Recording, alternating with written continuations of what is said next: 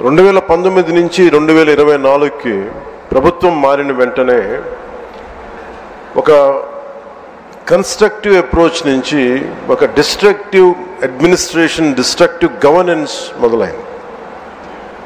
ఇది ప్రజాస్వామ్య హితాన్ని కోరుకునే ప్రతి ఒక్కరికి కూడా చాలా ఆందోళన కలిగించింది. ఈరోజు మేము గౌరవ ముఖ్యమంత్రి గారి నాయకత్వంలో సాధించినవన్నీ చెప్పబోయే ముందు అసలు ఈ పరిస్థితికి ఎలా వచ్చాం, మీకు కూడా ముఖ్యంగా అధికారులు ఉన్నారు, గౌరవ శాసనసభ్యులు ఉన్నారు, ఒకసారి మనం గుర్తుకు తెచ్చుకోవడం చాలా చాలా అవసరం. ఎందుకంటే మనం చాలా త్వరగా మర్చిపోతాం. మన మీద కూడా చాలా బాధ్యత ఉంది.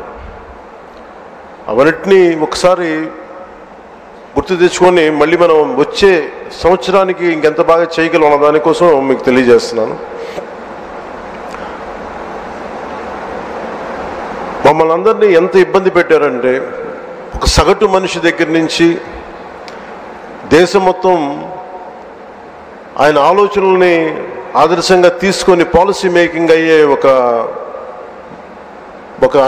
దశాబ్దాల అనుభవం ఉన్న, సుదీర్ఘమైన అనుభవం ఉన్న ఒక ముఖ్యమంత్రి గారి, ఒక తెలుగుదేశం పార్టీ నాయకుడు శ్రీ నారా చంద్రబాబు నాయుడు గారి స్థాయి దాకా గత ప్రభుత్వ పాలకులు ఎంత ఇబ్బంది పెట్టారంటే ఇంకంతా ఇంత కాదు. ఎంత వికృతంగా తయారయ్యారంటే ఏదైనా మాట్లాడాలంటే భయం. అధికార వ్యవస్థ ఒక భయం గుప్పెట్లో చిక్కుకుపోయారు. నేను అడిగేవాడిని చాలామంది అధికారులను, ఎందుకు మీరేం మాట్లాడలేదని. నాకు అర్థమైంది ఏంటంటే, మేము వచ్చిన తర్వాత నిజంగా రాజకీయ వ్యవస్థ కానీ బాధ్యతతో లేకపోతే అధికార యంత్రాంగం కూడా ఏమీ చేయలేదు, నిస్సహాయంగా చూస్తూ ఉండడం తప్ప అనేది మేము ప్రత్యక్షంగా చూసాం, అనుభవంలోకి వచ్చింది. ఇక నన్నైతే ఏ స్థాయిగా గౌరవ ముఖ్యమంత్రి గారిని ఏ స్థాయి ఇబ్బందుల్లో పెట్టారో మీరు అందరూ తెలుసు, మీ అందరికీ. కానీ నన్నైతే నాకు అనిపించేది, వైజాగ్లో, విశాఖపట్నంలో 24లో 23 ఆఖరిలో ఎలాంటి ఇబ్బందులు పెట్టా, మీరు రోడ్ల మీదకి రావడానికి కూడా ఇబ్బంది పడేవాళ్ళు. వస్తే అరెస్టులు. ఈ స్థాయి వీటి మధ్యలో అసలు భవిష్యత్తు కనిపిస్తుందా అని అనిపించేది నాకు. అసలు ఆంధ్రప్రదేశ్కి వెలుగు అనేది వస్తుందా? ఇలా భయం గుప్పిట్లోనే బతకాలా? వాళ్ళ ఇష్టానికి చట్టాలు, ఇష్టాలకి బెదిరింపులు, నోటికి ఏది వస్తుంది మాట్లాడటాలు,